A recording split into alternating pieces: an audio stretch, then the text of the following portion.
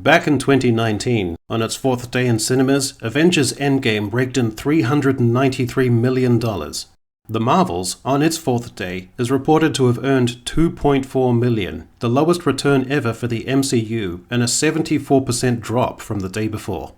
With its three female co-leads and gender-swapped villain, the film is an attempt at shifting the superhero demographics, making a play for teenage girls whose souls are being constructed by TikTok. Just because a demographic isn't proportionally represented in something doesn't automatically mean it suffers from a lack of representation in that thing. You might want there to be a female-driven superhero film and think an audience ought to appreciate it, and you might feel there is an eager young female audience who will see your work as empowering and overdue.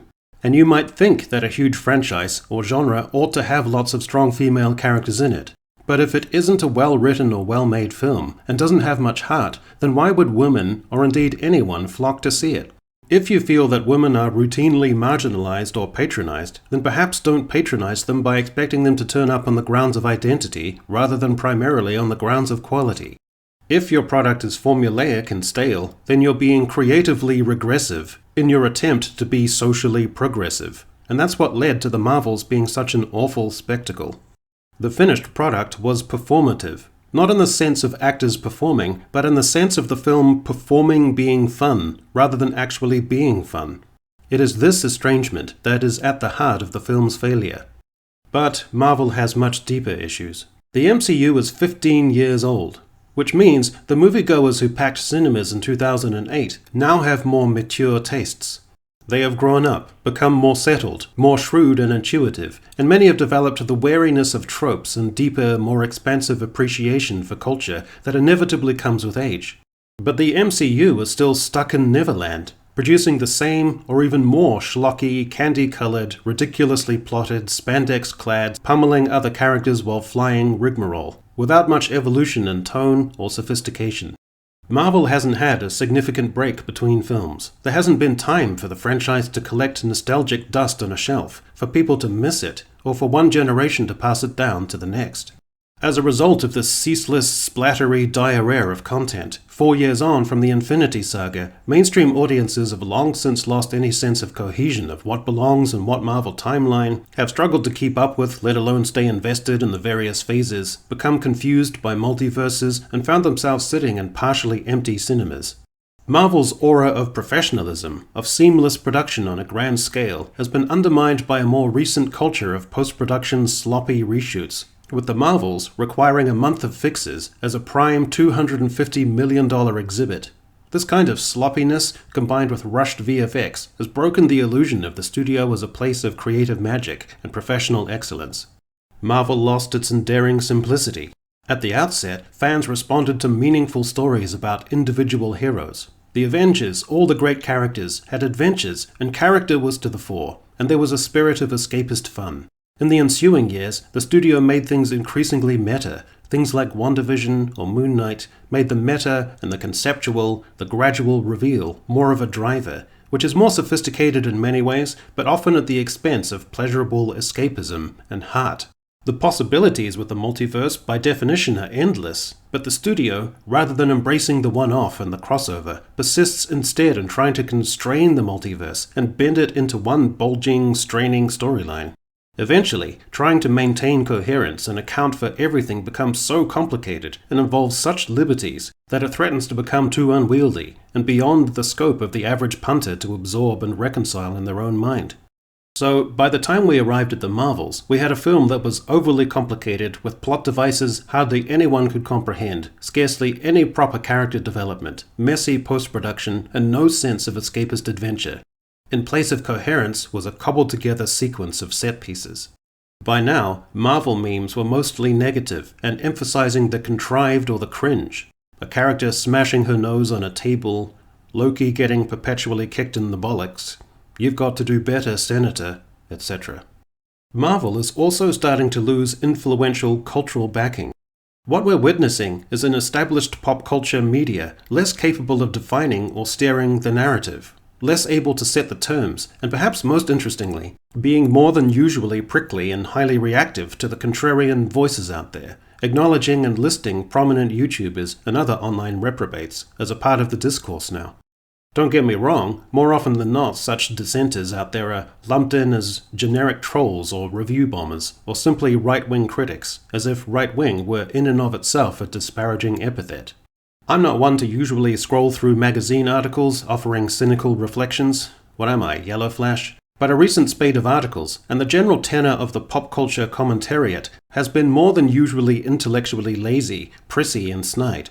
Rolling Stone, for example, after lamenting trolls, ists and phobes, lazily conflating them with, and therefore diminishing the validity or agency of more mainstream folks who reasonably thought the film was shit, say in their piece, "It's a truth universally acknowledged that the Marvel Cinematic Universe has had a shaky time trying to find a post-Infinity Saga groove. But one of the major highlights of the past few years has been the Miss Marvel TV series.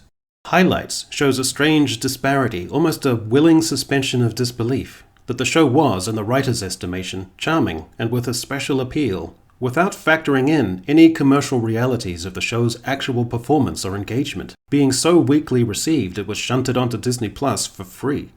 This following is another worryingly superficial take.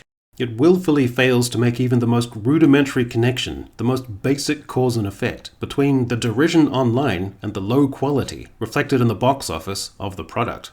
Others will simply pile on the Marvels for different reasons, of course. Who's directing it, who's starring in it, the portrait of sisterhood it projects in between the Sturm and Drang. Never mind the Kree-Skrull war, here comes the culture wars. Haters are gonna hate. Nothing to do about that, except to call out these toxic bro-fans as arseholes and move on.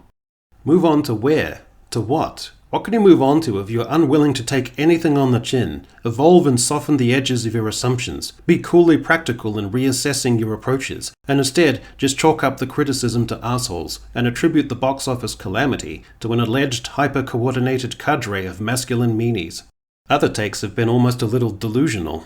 Film consultant David A. Gross remarked to the New York Times that female-powered entertainment is enjoying extraordinary success right now, but audiences are not embracing these stories. It's amazing that someone's mind could be clogged up with such contradictions, to say that the lack of interest in something is preventing its success, whilst insisting it is irrepressibly successful. Well, box office receipts have a way of dispelling such delusions. I'm a centrist who generally slants a little liberal. And if I were to have the air of these mainstream writers at mainstream outlets, I would impart to them that I prefer to spend my time hanging out with a right-tilting, incorrigible rabble, because they're more interesting than you are. They have more elaborately engaging takes, their breakdowns are more comprehensive, their wit sharper, they are less doctrinaire, and, on balance, navigate through pop culture with greater facility than you do. In fact, at this point, after the Marvels bombed in China, I had more fun reading through pithy reviews on the Chinese review site Douban. It's hard to say how bad it is, but the script doesn't look like it was written by a carbon-based creature. After the movie ended, there was a complete silence in the hall. The faces of the audience who had not yet left showed more numbness and confusion. Many times, it's not even worth watching a pirated copy while you eat. Very ordinary, staying up all night for nothing. I was surprised to see a movie with a vacuum in its core. This is the year that Marvel died. By died, I don't mean it's finished. It will continue to produce films and shows, and budgets will be opulent, and multiplexes will be semi-filled. I mean dead as in disco being dead in 1980. Its grip on the zeitgeist and notion of being beloved is dead. Too indulgent, too agenda-driven, too disconnected from its audience, Marvel lost major battles in the culture wars, and they have the box office scars to prove it. The studio's high-profile problems have now been laid bare, and the mainstream public is now aware the studio was troubled. In early November, Variety magazine released an article that laid out the manifold problems at the studio. There was actor Jonathan Majors' arrest on assault allegations in March, which placed his future as the studio's new big bad in jeopardy. The report also cast light on issues behind the scenes of several recent MCU projects such as Blade, which had allegedly undergone numerous rewrites, including one where the titular character was displaced in his own film, and the focus placed on several strong female characters. South Park aired a recent episode mocking the superhero genre's overuse of multiverses, and Cartman's refrain, "Put a chick in it, make her gay!" which would have been an off-color or reactionary form of satire just a few months ago, has been sanctioned and given license by the show. It's time to move on from Marvel. Watching Marvel now is like purchasing a family-sized pack of Oreos or Doritos, and having made it 3/4 through the pack, and feeling bloated, flatulent, guilty, and moodily groggy, you plow on, down to the last fattening greasy crumb, simply because it's there. Watching Secret Invasion or Loki Season 2 is like burrowing down with flavor-dusted salivary fingers to the bottom of the foil packet and dragging out the last shards of product, and then tossing the packet aside with equal contempt for both it and yourself, and sitting in a testy stupor as the packet gradually, crinkly re-expands. After the dank, high-quality chronic of the Infinity Saga, watching Marvel now is like drifting around in a state of morbid self-consciousness from one ashtray to another, finding the grey-stubbed ends of spliffs, unrolling then prizing out the tatty remainders of cannabis, and working them together into some sad, scarcely satisfying, acrid-tasting substitute, worth a toke or two, that brings on more of a headache than a high. Watching Marvel now, after the muddled progression from Avengers Endgame to the Marvels, was like a girlfriend who once prided herself on going to the gym and toning her exquisite curves on the elliptical, who has now let herself go, lounges on the couch watching reality TV, and the now infrequent sex is best enjoyed with the lights off and with eyes closed. And even with these countermeasures against rack and ruin, the illusion is dispelled by the blubbery, waving slap of neglected flesh on neglected flesh. Watching Marvel now is like a girl in the midst of her college degree still listening to Taylor Swift. The drab sense of redundancy, of something once adored no longer bearing scrutiny or measuring up, of still humming along to songs more evocative of a time of life having braces and hanging out at the mall, and thinking the lyrics profound and urgent and perceptive when, in savvy early adulthood, the music now seems quite facile, but it would be, as yet, too solemn a gesture to delete those playlists.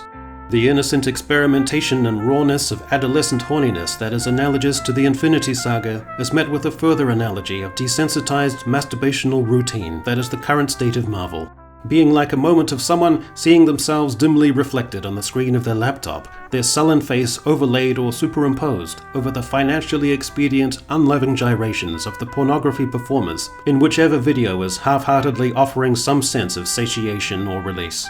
In short, nothing lasts forever, and there comes a time when you have to realize it's time to move on. Sooner or later, the illusion starts to slip. It's harder and harder to suspend disbelief. The heroic character on screen starts to appear, more often than not, as just a Hollywood persona dressed in a colorful costume, and the magic of yesteryear begins to dissipate, and you feel self-conscious, not just at being a grown adult having the stuff flashing and flickering on your screen, but at the sheer dulling, ceaseless volume of it, often overlapping and blurring into one frenetic, exhausting, overstimulating, kaleidoscopic wash and swirl. Until finally, one day, you just press stop.